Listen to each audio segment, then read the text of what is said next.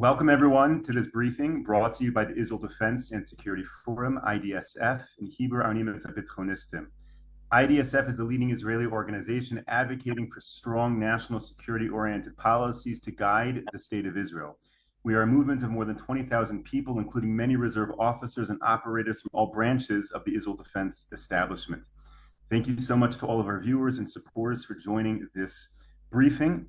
It's a great privilege for us to be able to come to you with this analysis and really behind the headlines.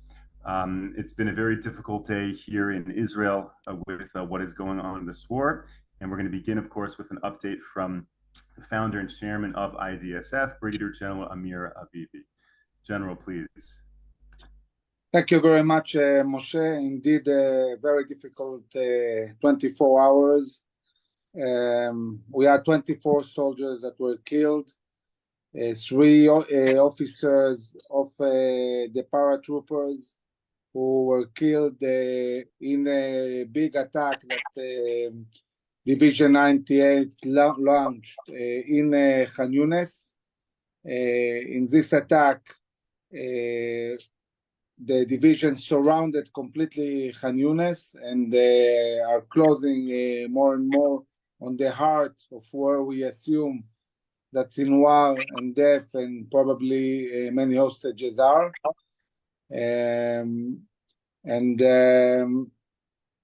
Basically, there are now 4 brigades closing on a very dense area in Khan Yunis and managing to really kill many terrorists. But RPG hit a house where our soldiers were, and as a consequence, 3 officers were killed.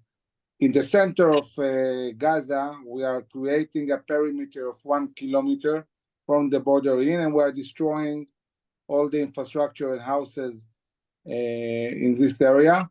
There was a reserve battalion of infantry that were preparing 2 houses to explode them, and there was a RPG that was shot at the house and it created an explosion, and unfortunately many soldiers were killed because the houses collapsed on them. I talked to the chief of combat engineers to really try to understand professionally what can be done to carry out these missions in a way that will be less dangerous for the soldiers, but it's something that they will have to really go into details and see what they can do about that. In the north, we're continuing to attack a Hezbollah position that Hezbollah is also attacking along the border, mainly trying to hit our center of command of the overall Air Force picture that we see in the north. And we also see on the regional level the US with the Britain more and more involved in attacking Houthi positions. In the last day, 8 attacks on the Houthis, trying to really prevent from them to affect the trade along the Red Sea. And I think that probably this will continue and grow. They have really launched an ongoing operation in this area. So I would say definitely a difficult day, but we have to understand we are continuing to attack fiercely every day. Hamas capabilities are diminishing more and more. Every day we're moving towards the destruction of Hamas. I think the work is very professional. This week I had the chance to speak with the Dan Goldfuss, the commander of the 98th Division, the paratroopers who is commanding the 7 brigades in Khan Yunis. And I was very impressed by how confident he is, how professionally they're working. And I think the most interesting thing was that the IDF has learned in these 3 months to really be effective in operating and fighting inside the tunnels. This is something that 3 months ago I don't think they even considered seriously to go underground and actually fight in the tunnels. But this is exactly what the IDF is doing now. And it's doing it in a very, very efficient way. They develop techniques and capabilities and technology to go underground, to overcome booby traps, to overcome improvised explosive devices, to overcome heavy blast doors that are along the corridors inside the tunnels, to be able to kill terrorists inside tunnels that are doing it on everyday basis and move safely in the tunnels. We uncovered the tunnel this week that we know that they were keeping like 20 hostages in this tunnel. And they managed to kill all the terrorists inside the tunnel, overcome all the obstacles, and reach the point where the hostages were. In this case, there were no hostages, but this gives a very good idea of what's coming. The IDF will continue to fight underground and above ground until they reach the leadership of Hamas, until they reach the hostages. Israel tried to suggest maybe a ceasefire of a month, even more, to get more hostages released, but Hamas refuses. This means that we are not yet endangering them enough. The IDF is assessing that in like 3-4 weeks, the Khan Yunis brigade of Hamas will be completely destroyed. So they are moving forward. The fighting is fierce, but overall, I think that things are done in a very good way. A lot of confidence in the forces, and I hope that they keep really safe and careful in the way they operate. Eli. General Levy, thank you very much. My name is Eli Piepsh, and I serve as the International Director for Israel Defense Security Forum. And one of the things that I wanted to speak with you about is definitely some of the work that we've been doing in general, internationally and diplomatically. But especially, I wanted to bring you to a case study, something that just happened last week in Europe that I don't know if maybe you followed it or if you are familiar. Because normally when you, and frankly when I think of Europe diplomatically concerning Israel, the result is usually not very good, maybe even a punchline. But what we saw last week was that Israel received actually a very positive treatment in the European Parliament, and that wasn't what was expected to happen. The European Parliament passed a resolution which was originally designed to pressure Israel into agreeing to a premature ceasefire and support the main Hamas points. Instead, the parliament made some changes to that resolution that completely altered and changed the meaning of the resolution, so that it now essentially supported Israel's declared war goals.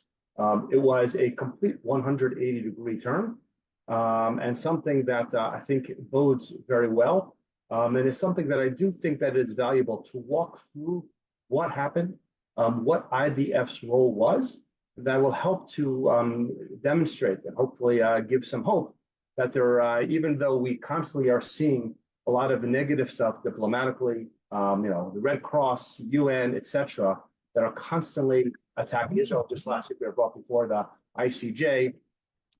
There's plenty of negativity out there, but despite that, there are some positive developments that I think is important for you to be aware of. The first thing is the Israeli government did a phenomenal job in the days after October 7th in facilitating for world leaders to visit the Gaza envelope in the days and weeks after October 7th. Pretty much every major country sent either a prime minister, a defense minister, a foreign minister that really allowed them to see what happened, get emotionally invested, and understand and provided the prime minister, the defense minister, and even as the war cabinet was getting put together, gave them the ability to set expectations that this was going to be a very different Israeli response. This was going to be a very different Israeli war, and that Israel itself had fundamentally changed from October 6th to October 8th. It's a different country.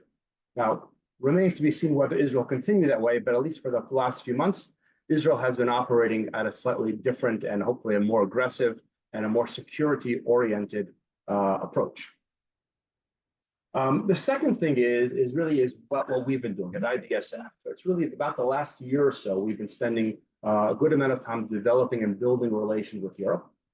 In fact, it just turned out that 2 weeks before October 7th, General Avivi was invited to testify before the Italian parliament on the havoc that Iranian proxies have been causing in the region and why that is direct threat to, in that case, Italy. And how potentially could lead to mass migration of Arabs to Europe. His testimony focused specifically on the Houthis and how the Houthis and how Iranian proxies were strategically located at now a place that people are familiar with, Bab el-Mandeb, the area, the straits right near Yemen. And Iran had also invested very heavily in the Polisario, another Iranian proxy group, which has been threatening Morocco, close to the Straits of Gibraltar, again, with an ability to hamper and harm world trade. That was something that General Levy said when he was testifying before the Italian parliament. It was between Rosh Hashanah and Yom Kippur, literally just days before October 7th. This was a message that we had brought to DC. General Levy had been in DC multiple times throughout 2023. We spoke about that in many cases. I remember actually describing and showing what Bab el-Mandeb was. People were not always familiar with that, but letting them know what the Houthis are, things of that sort. And that when what we saw start happening this year over the last few months, there was an awakening that we have been on top of it. We understand the dynamics. We understand the potential geopolitical implications and how it could impact both the US, Europe, and the whole world. And that's something that has built us and given us a lot of credibility. Fast forward to November, we were asked to go to Brussels, which is the headquarters of the European Parliament. So General Avivi and I went. We met with multiple. And just for a little bit of background, in the European Parliament, there are 705. It's called MEPs, members of the European Parliament. They come from 27 different countries. We obviously didn't meet with all of them, but we met with quite a few from a range of countries, from a range of political parties. I think it was 6 or 7 political parties from the right to the left altogether. And it's something that I think is extremely valuable because they had not really heard. They'd heard from government officials and from the embassy, but not from people with the level of tactical military experience, geopolitical experience that General Avivi brought. After that trip, we followed up with many different requests from them remotely, some by Zoom, some just conversations, asking for policy papers and explanations of different issues that were coming up that they were not that familiar with. And it culminated with, on January 14th, on a Sunday, we got a call saying that there was going to be an effort by 3 very left-wing, very anti-Israel members of parliament who were going to try to put together a resolution, not a law, but a resolution that was going to try to put pressure on Israel to prematurely enter into a ceasefire with Hamas. It didn't seem like there was much that we could do. That's what we were told. But we went ahead and we reached out to some of our allies, and they asked us if we could come up with some recommendations of things that they could use both in their arguments and potentially they could use in their actual recommendations of amendments to the resolution. What ended up happening was there were about 4, I'm not going to go through all of them, but there were 4 parts of the resolution that they ended up taking pretty much word for word from what we said. They actually, the European Parliament is not very democratic. They have not even released the exact language of what was voted upon. So we do have it, but it's not been released publicly yet. But the first thing was we weren't able to have them stop calling for a ceasefire, but we got them to change the language so that it says the calls for a permanent ceasefire and to restart efforts toward a political solution provided that all the hostages are immediately and unconditionally released, and the terrorist organization Hamas is completely dismantled. So that was language that was not anticipated, certainly by those who had introduced the resolution initially. But once we were able to present this as potential language, not just to parties who are historically a little bit more sympathetic to Israel, but even to parties who are not sympathetic to Israel, they thought this was a very acceptable and something they really could not oppose. They went ahead and they also added in language that particularly called out Hamas leaders accumulated huge wealth at the expense of the Palestinian civilians who are living mostly in poverty. They condemned the strikes by Lebanon and urged the reinstatement of or the compliance with UN Resolution 1701, which would require Hezbollah and any armed entity that's adjacent to Israel's northern border to retreat between 20 to 40 kilometers back to the Litani River. And then on top of that, they also took in a little pot shot at Qatar. They denounced any countries, non-state entities that provided financial support to Hamas, to Hezbollah, and particularly mentioned Qatar. You might be familiar that Qatar, there's what's known as Qatargate in Europe right now because they bribed many European officials, and there are a lot of court cases going on right now regarding Qatar. They hosted the World Cup this past year, and it was done through illegal manners, and that they bribed a lot of officials. So a lot of Europeans have a lot of anger towards Qatar. So there was an opportunity there to follow up and pummel Qatar a little bit. What I wanted you to see, I would then make us get the result, the vote. Out of 705 voting members, only 515 participated. Not everybody was around. This vote took place in Strasbourg in France, not in Brussels, so not everybody attends. But with 312 votes in favor, and again, that means in favor of they want a ceasefire on the condition that Hamas is completely dismantled and all of the hostages are returned. The vote was 312 in favor, 131 against, with 72 formally abstaining. And then the other 190 did not were not in Brussels or not in Strasbourg at the time. This is now seen certainly in Israel as a very significant diplomatic achievement. We normally do not get positive results out of Europe. We did get some positive results out of Europe. We got Europe on the record, and leaders of Europe who are continuing to put pressure on Israel are having a difficult time resolving themselves to the fact that their official body has gone ahead and said the only way Israel should agree to a ceasefire is if Hamas is completely dismantled. And all of the hostages are returned, two things that Hamas is obviously dead set against. So essentially, while this was a vote for a ceasefire, the reality was it was a vote that Europe is supporting Israel's war efforts and war goals of dismantling Hamas and also going ahead and getting our hostages back. With that, we aren't exclusively focused on Europe. We spend a lot of time in the States.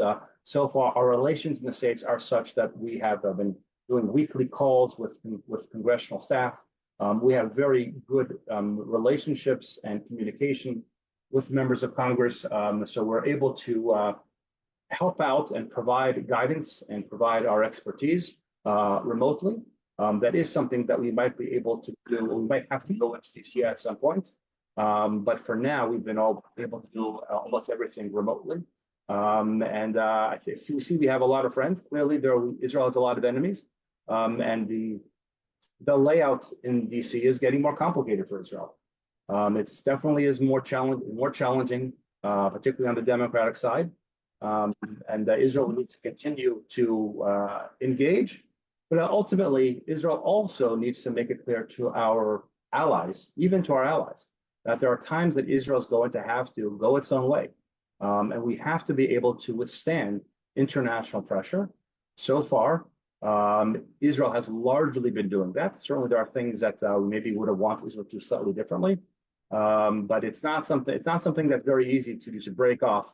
There are significant benefits that Israel gets from the cooperation, or showing the appearance of cooperation with our allies, both in Europe and in the U.S. And I don't expect a significant change, but I do expect that IDSF to continue to have a significant impact on the diplomatic our diplomatic activities in an informal capacity remotely. Then in Israel, we also obviously work very closely with all the ambassadors who are based here.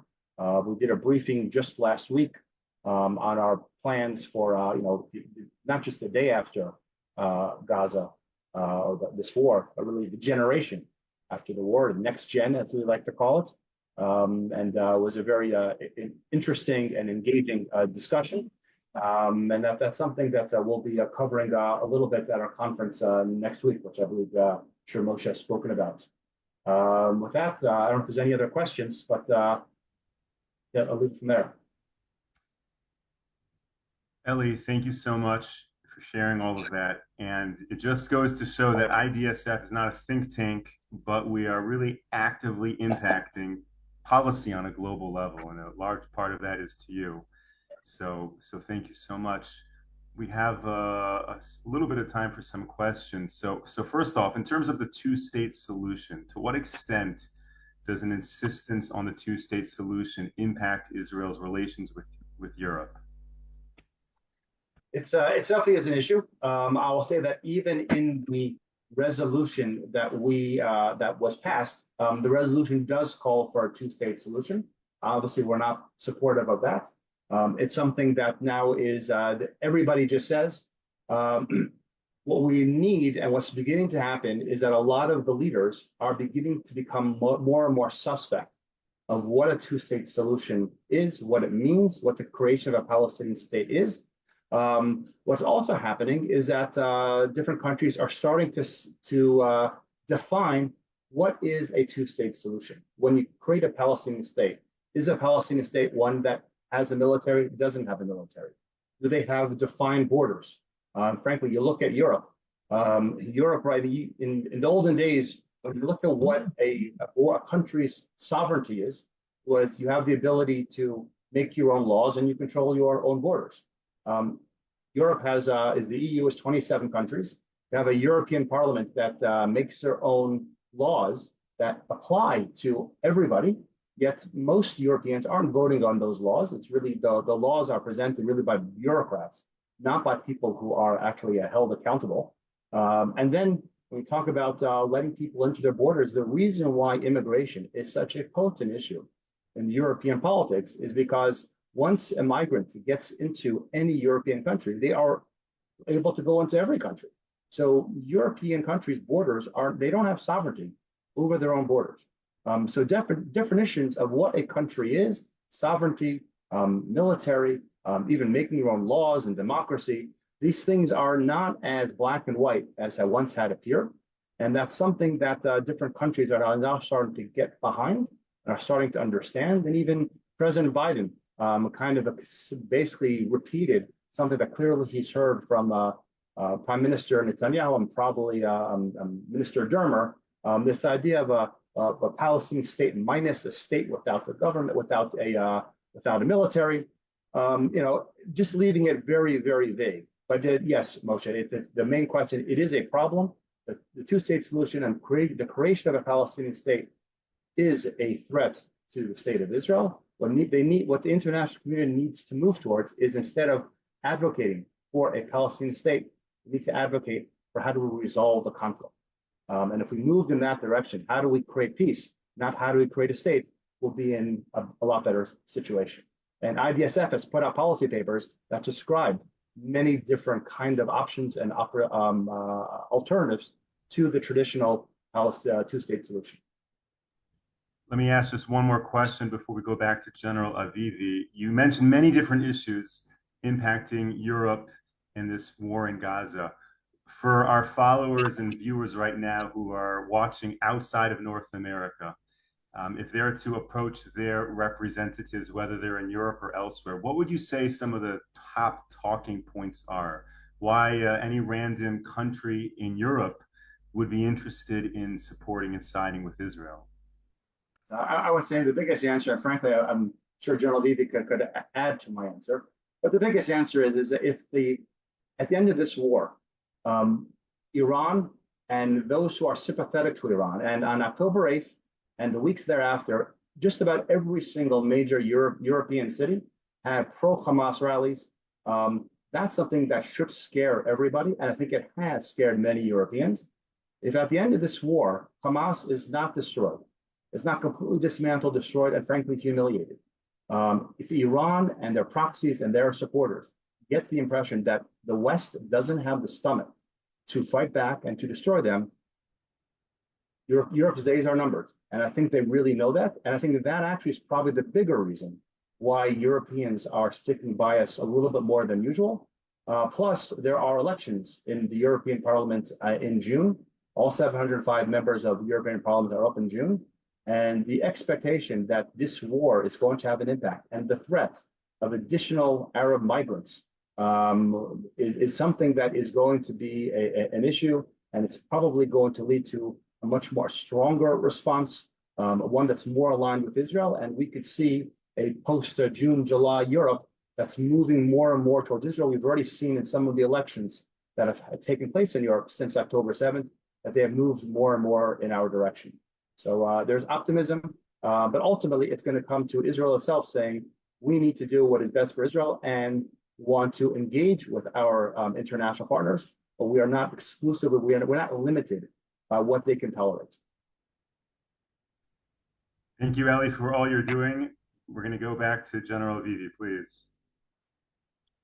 Yeah, thank you, Moshe. I think that looking at Europe, as Eli said, it's a lot about migration. They want a stabilized Middle East in order to prevent waves of migration. And we say the only way to stabilize the Middle East is being willing to pose a credible military threat, building a coalition, having an American-Israeli Sunni coalition, maybe also with Britain, France, some of NATO, to counter the Russian, Chinese, Iranian front that is endangering stability. And without doing that, at the end of the day, the Middle East will continue to destabilize, and then Europe will be threatened economically, and also it will be threatened with waves of migration that might impact every European, and not only Europeans. I think obviously it will impact also the US.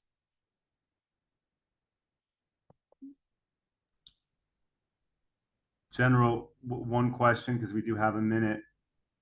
All of the protests around the world, which Eli mentioned, do you think those were coordinated by Iran, by Hamas, or do you think that people just found the inspiration to side with them? So I think there is a huge effort by Iran and by all this BDS movement that was built globally to incite. There is a lot of money. I mean, you see these demonstrations and you see people with signs, with flags. Somebody is funding this. It's not necessarily spontaneous. And there is a lot of money going into these rallies and demonstrations.